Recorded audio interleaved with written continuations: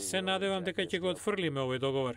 Времето изминува за 60 дена кога Конгресот има право на ревизија на договорот со Техеран.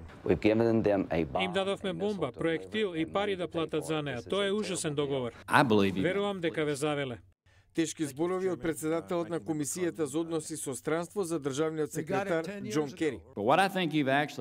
По преговорите зацртавме совршен пат за Иран да дојде до нуклеарно оружје само со подчитување на овој договор. Кери инсистира дека само пактот објавен во Виена може да го запре маршот на Иран кон атомски арсенал. Тие веќе владеат со циклусот на нуклеарно гориво. Кога ги започнавме преговорите, Иран имаше доволно материјал за 10 до 12 бомби. Тие имаат 19.000 центрифуги. Целосен прекин на иранската нуклеарна програма, како што сугерираат некои законодавци, според Кери бара друга опција. Се вика воена акција, бидејќи тие нема да запрат на друг начин.